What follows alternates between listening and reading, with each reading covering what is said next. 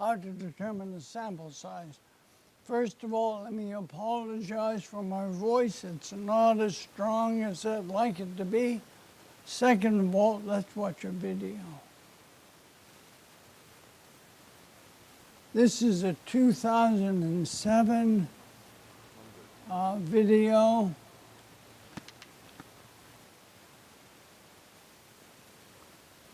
This is a 737 that landed in Okinawa safely, taxied to the airport or the terminal, then caught fire. Everybody got off safely. I've seen this so many times. Let me point out, here's some poor guy trying to put the fire out with a fire extinguisher.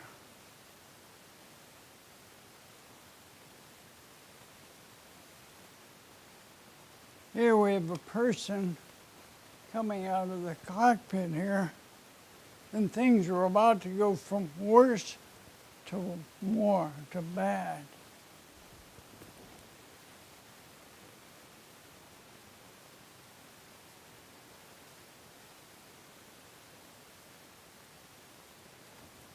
All right, that's not good. And we'll fast forward over to here, and we'll see the fuselage finally gives way, and the tail section comes down.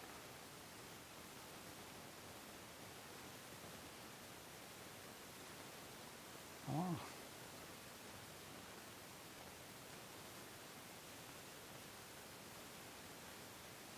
And there we go.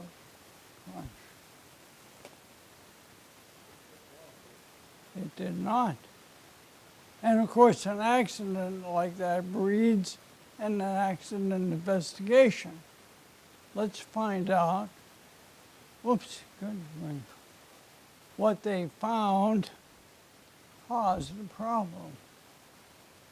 On August 20th, 2007, a Boeing 737-800 operated by China Airlines departed from Taiwan and had an uneventful flight to Naha Airport, Okinawa, Japan. The 737-800 employs a high-lift system that includes leading-edge flights with enhanced takeoff and landing performance. These flights move on tracks, which retract into the wing leading edge until contact with the downspout assembly.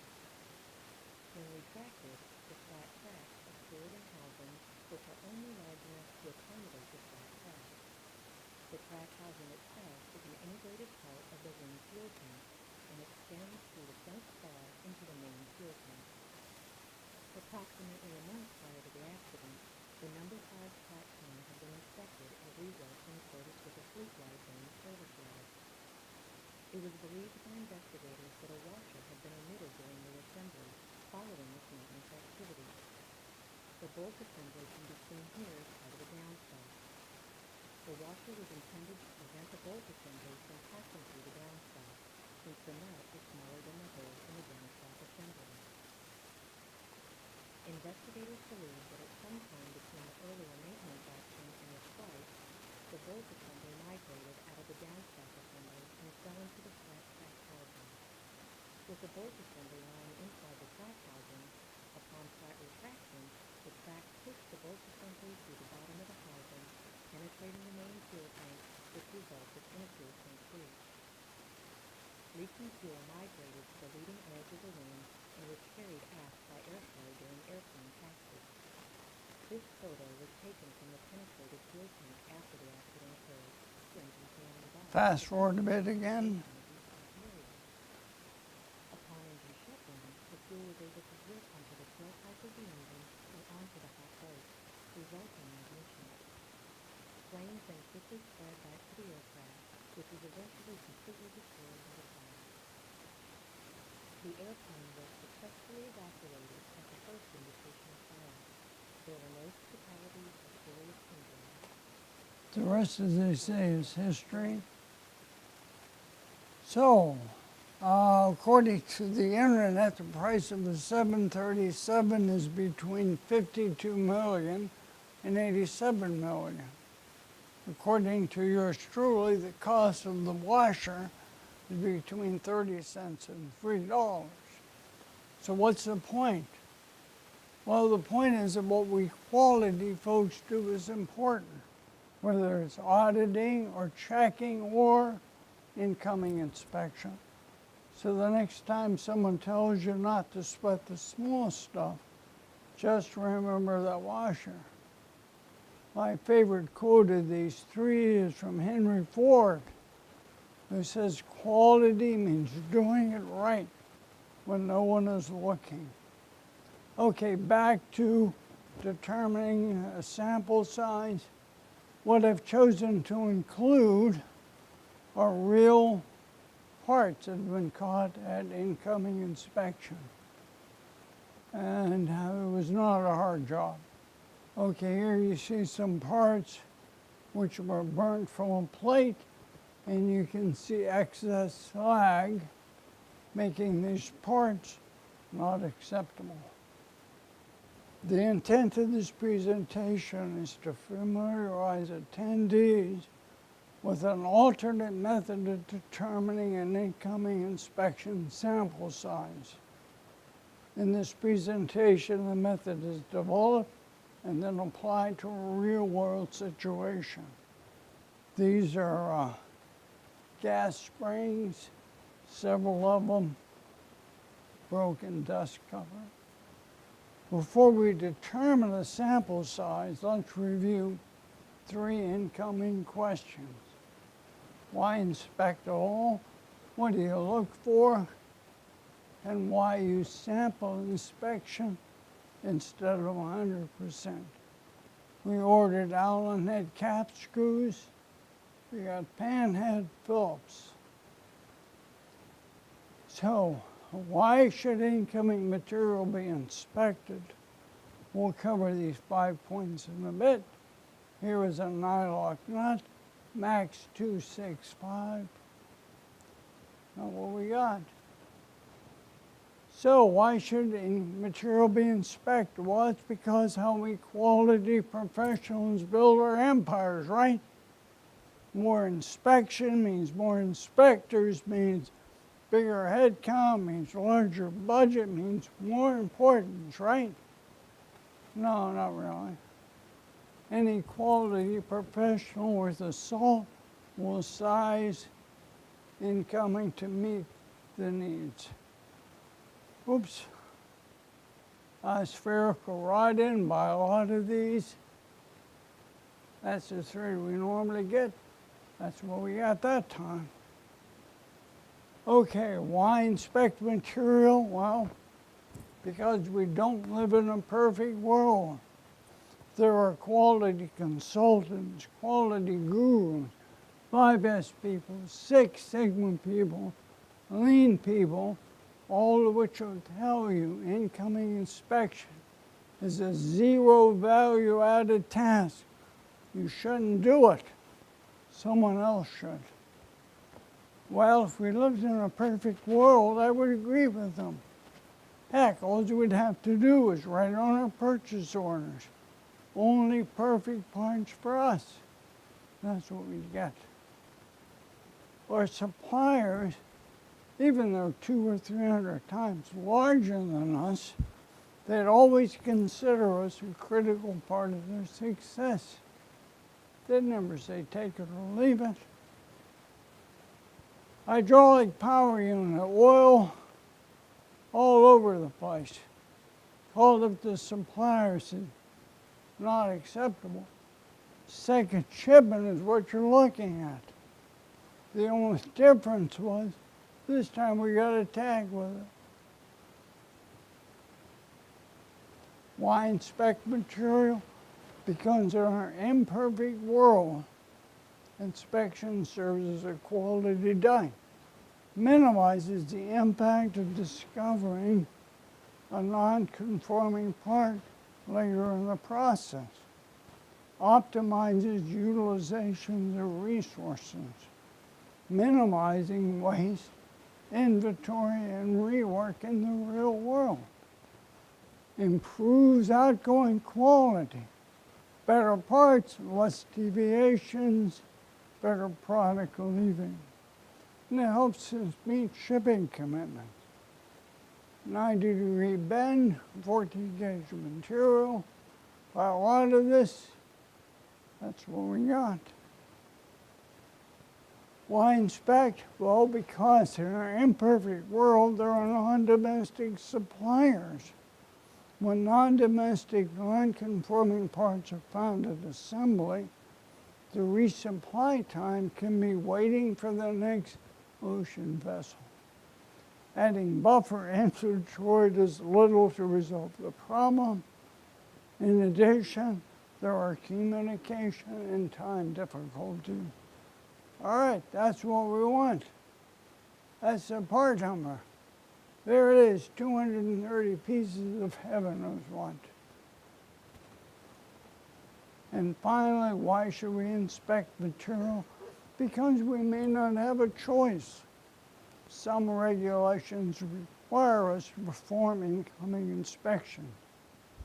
And to me, this is one of the better reasons. The people that wrote these regulations were long-serviced, experienced people in the industry. They didn't say it would be a good idea, or you ought to think about it. They said, shall. Okay, so why should incoming material be inspected? We covered these 5 points. I leave you with an old QC adage. You get what you inspect, not what you expect. The pin at the bottom, we expected it to pass salt spray test. 2, so we've made a case for incoming inspection. The next thing is, what do you look for? I'm going to go through this very rapidly. We buy a lot of these hose assemblies. We got a bunch of these. We don't use those. All right, what features do you inspect for? Well, it depends. Is it a current part?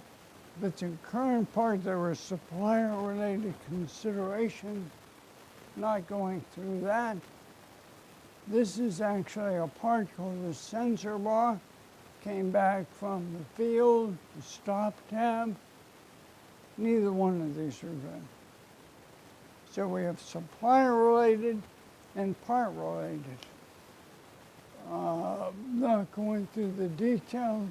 Hole is supposed to be drilled. Hole was burned. And finally, you have what product features to inspect for. You have a new part. You may have some help from the industry and your qualifying inspection. We buy thousands of these. One day, a bunch of those. So what product features should be inspected? We talked about very briefly these. And leave you with another quote. What you allow is what will continue. Finally, so we built a case for incoming inspection. We know what to inspect. And why do sample inspection? This you 100%. We'll cover these points in a bit. Here's a pin that failed salt spray test. Why use sample inspection?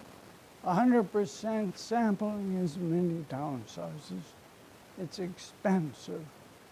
If the inspection becomes tedious, non-conformances may not be caught, and the plan cannot be applied to items which are destroyed during testing.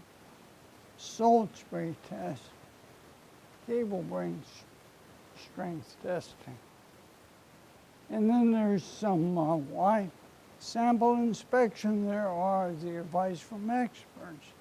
One of Deming's 14 points is eliminate the need for inspection on a mass basis. The next quote is from somebody named Dodge, a statistician, very active in sample planning. He says one trouble with 100% inspection is that the inspector merely cleans up the faults of others. But if a whole lot is returned, this forces correction where the fault lies. Minimum hook gap of 1 7/8, not what we got.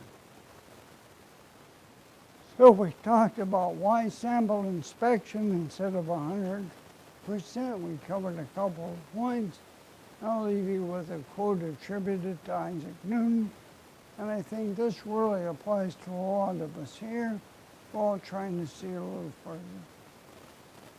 Okay, summary. Why should incoming material be inspected? Acts as a quality dike, minimizing waste, inventory, and rework in the real world. What features should you check for? Well, review the part, supplier, critical dimension feature, and why use sample inspection. It's less expensive and can be used when destructive testing is required. We bought a lot of these, male, male, female. We don't use any of these.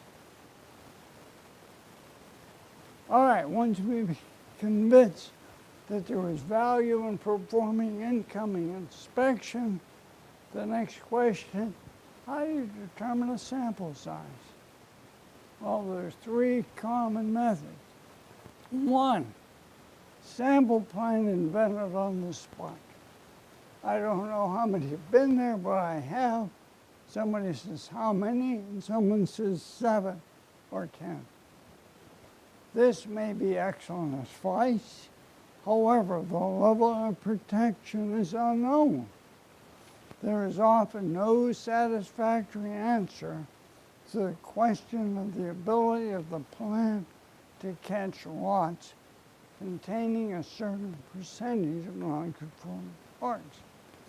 If a reduction in lot sampling size is requested, economic impacts cannot be gauged.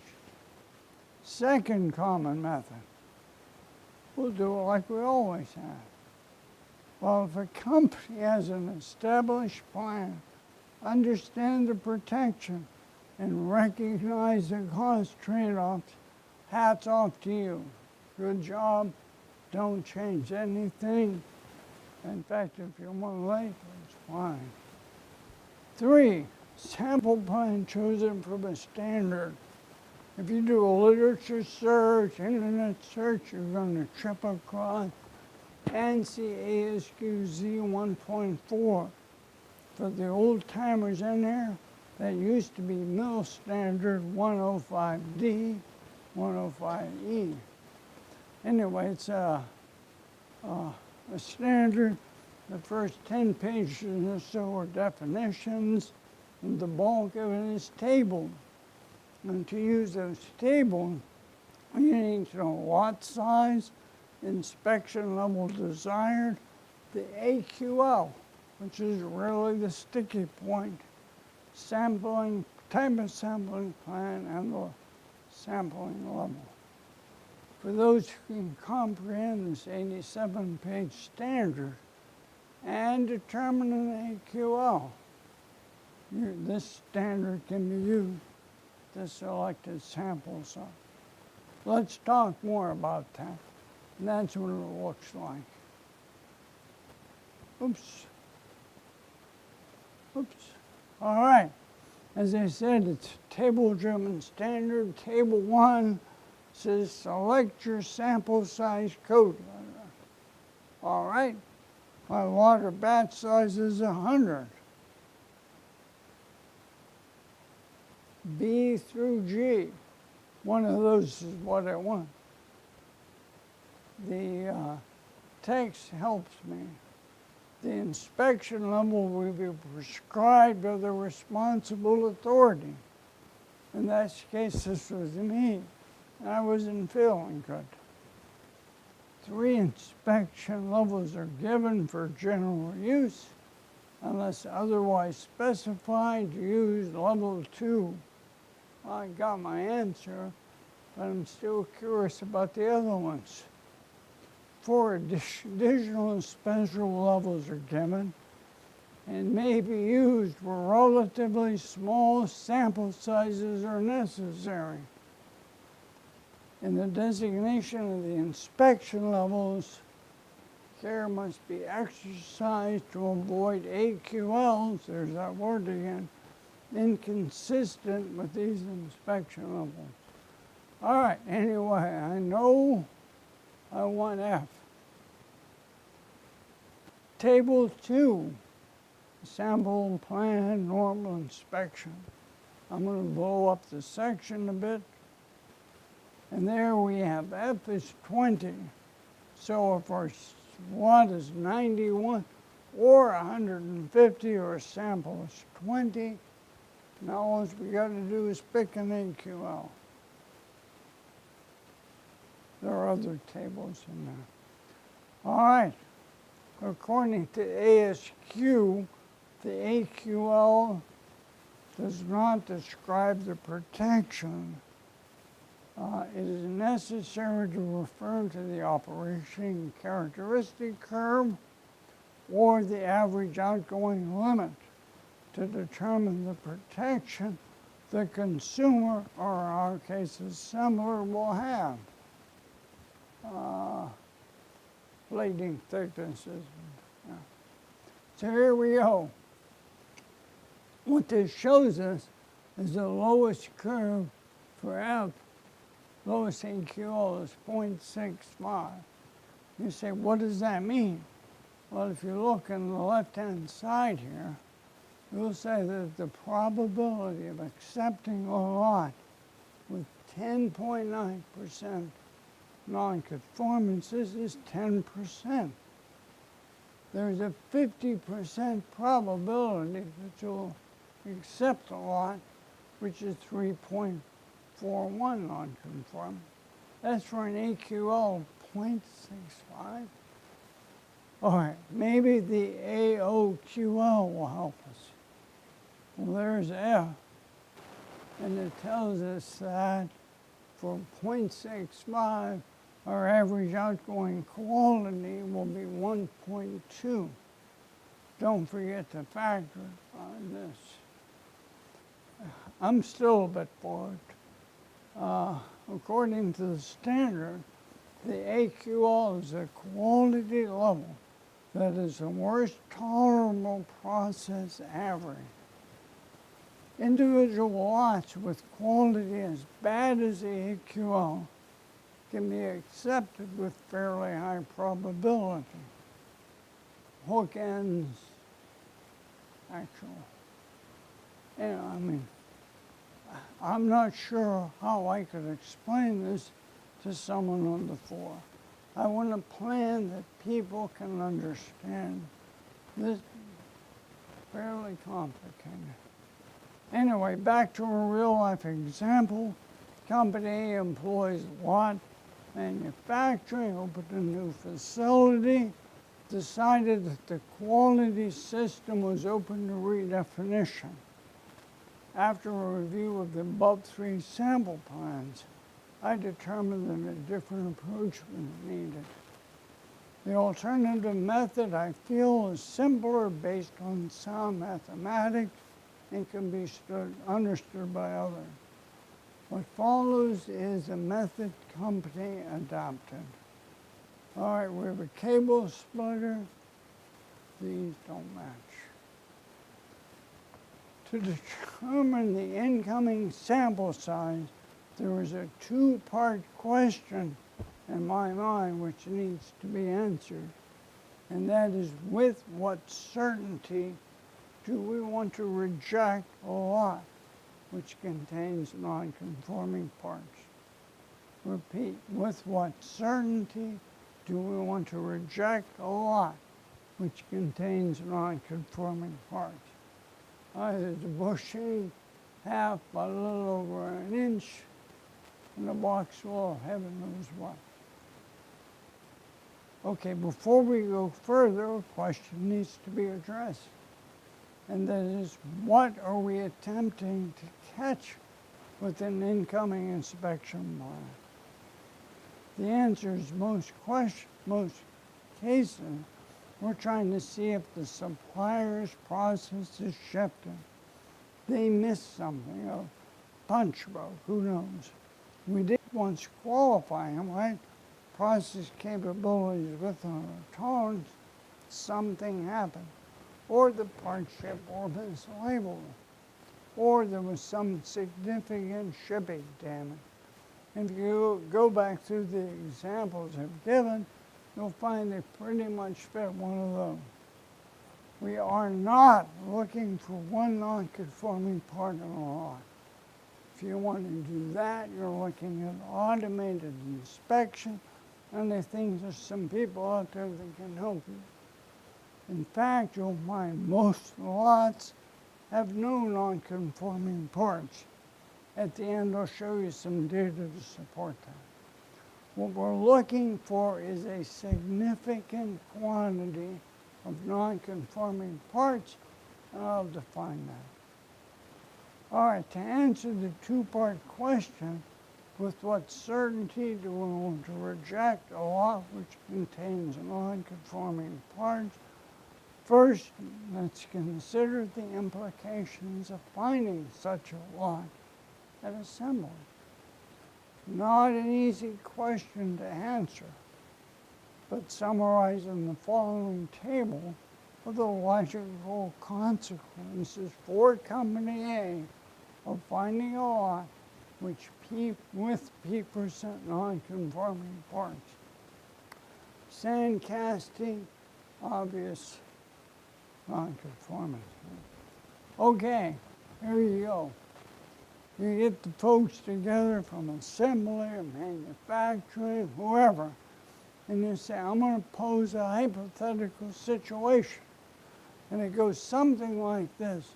Sitting on the line, bell goes off, assembly begins, all of a sudden a box, crate, carton, tub, skid of parts appear. Nobody's looking. You got to start using them. What would happen if there were 10% bad parts in there? What I got was a shrug. It was, there's normally additional inventory. Parts that was probably too big anyway, some minimum quantity they had to order. Not a showstopper. What if 20% of the parts were bad? Shrug his shoulders again. What if 30% of them were bad? In most cases, insufficient inventory to satisfy the order. The order will end up being partly complete and have to be put aside. The end user ship date will be compromised. 40%, see 30%. 50%, things actually start looking good again. We'll find it right away, shut the line down, move on. So after reviewing the information in the table, the group consensus was that the incoming inspection plan needed to catch lots containing 25% or more non-conforming parts. This is their significant quantity. Now other folks may have 10, 15, I don't know. Anyway, Company A now had a partial answer to the two-part question. They had determined the acceptable percent of non-conforming parts. Here we have a sand casting excess 500 if they'd only been able to get together. Company A next needed to answer the final part of the question. With what certainty did they want to find a lot containing 25% non-conforming parts and income? To answer this, we're going to use some math. Here is a bid. The hole is supposed to be in the center. The mathematical function, which represents sampling without replacement, is known as a hypergeometric function. you start using that word on the floor, and usually it looks like this. So we're going to talk about it, but also present, hopefully, some logic and how you can build confidence in that function. Okay, shorthand for the hypergeometry, there and there. In all cases, that's how you calculate it. And as I'm sure everybody knows, the exclamation point is the mathematical symbol for a factorial. If n was 4, 4 factorial would be 4 times 3 times 2 times 1, or 4 factorial equals 24. Capital letters are lot variables. Lowercase letters are sample variables. P and F is a hypergeometric probability. It's a probability of not finding a nonconformance. In other words, passing a lot with nonconformances. That is shorthand for combination. You can see that in various forms. And how many different ways R can be chosen from a population. Okay, stepping aside, going about it from a different approach, one could say, okay, I have 20 pieces, 2 nonconformances, I pull 1 sample. What's the probability that I find the nonconformance 2 out of 20? If it's a good piece and I set it aside and I repeat, it's 2 out of 19, 2 out of 18. And so it goes until either a nonconformance is discovered or the predetermined sample size is realized. Okay, let's do an example. Size of the lot, 2 nonconformances and 3. If you use the hypergeometry, you find that the probability of not finding the nonconformance is about 72%. For those who want to do it by hand, 0 factorial is defined as 1. Why 1 factorial equals 0 factorial, I don't know. Now, if you want to do it by hand, you'd use this logic again, right? 210, 2 out of 19, 2 out of 18. Well, obviously you're sampling, and that's a probability of finding it. You continue to sample because you didn't find it. So your probability of not finding it is 0.9. The probability of not finding it is 1 minus times 1 minus, or the same number. So hopefully you can build some confidence through some common sense. So now what? Well, you set up a spreadsheet. If you need some help, you can find an article here. And what you'll notice is this is an Excel spreadsheet. This is the hypergeometric function. We're doing 1 minus it.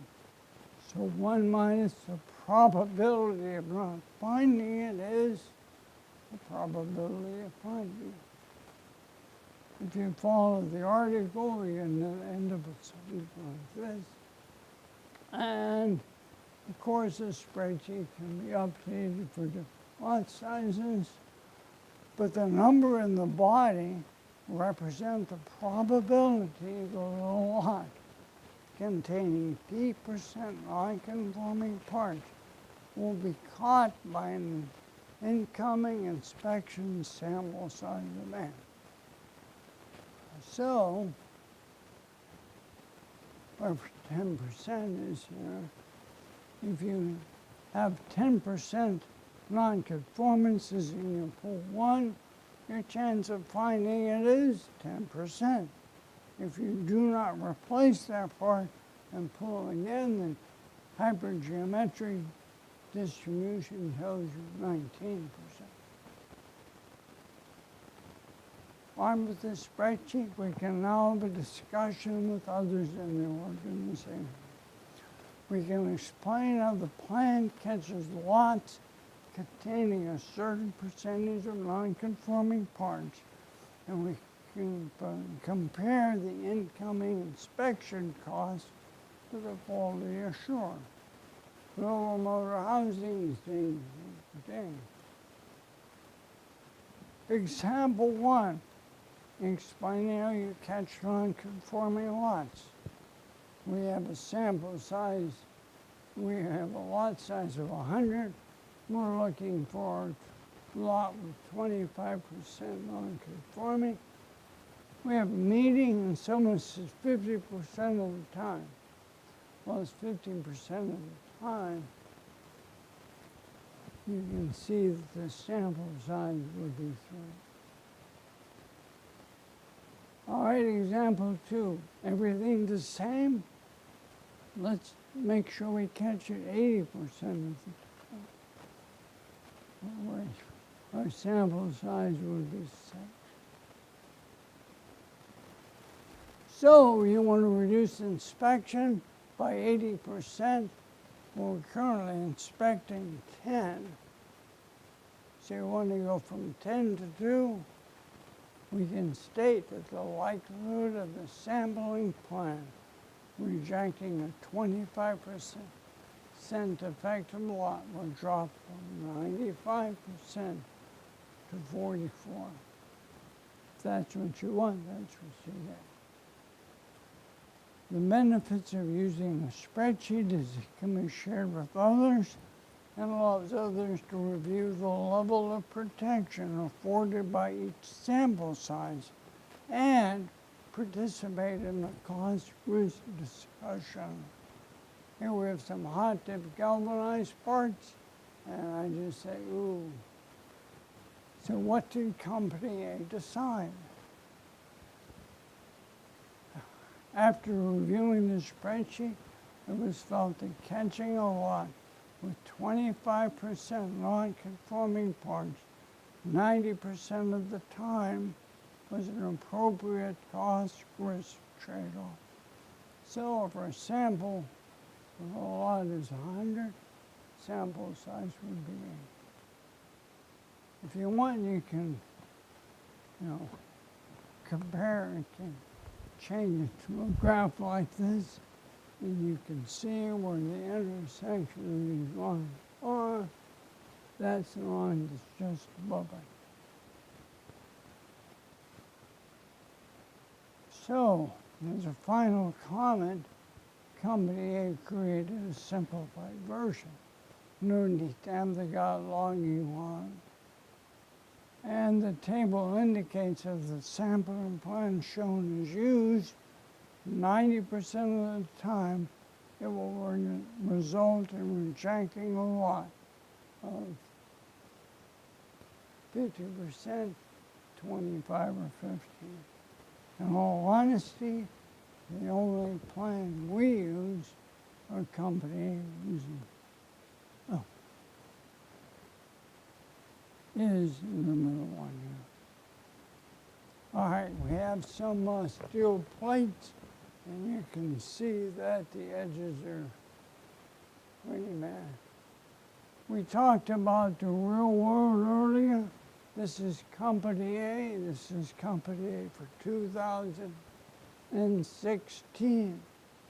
I'll point out that suppliers' names have been changed to protect the innocent.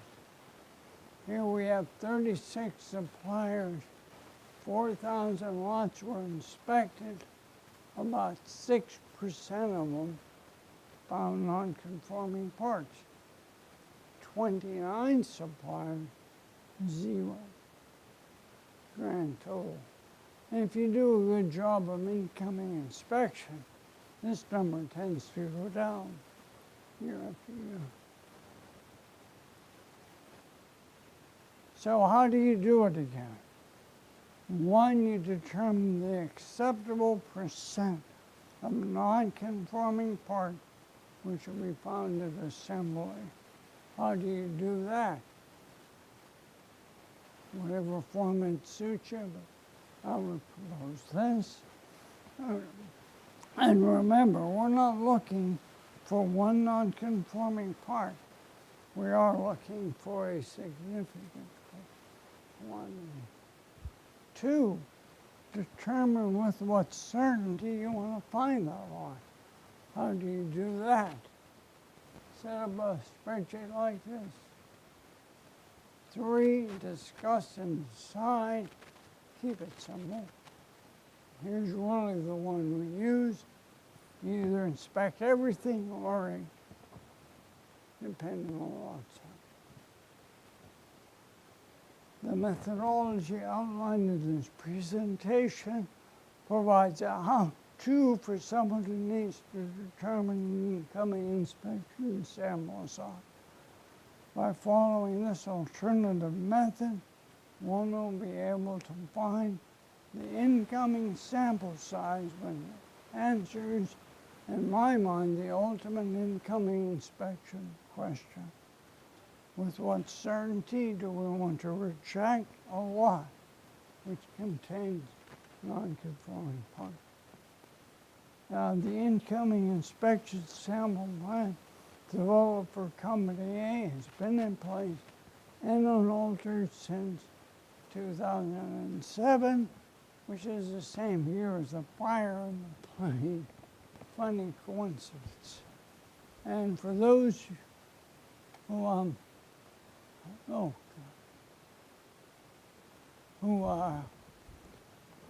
following me, this is a cartoon. Please do not take your chairs with you to leave today.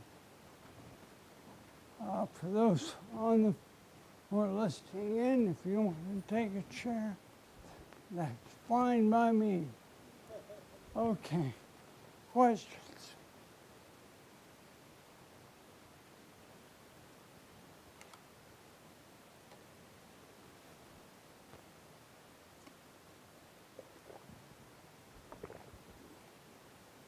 Nobody? That's good. Okay. Thank you very much, Chris. Appreciate it.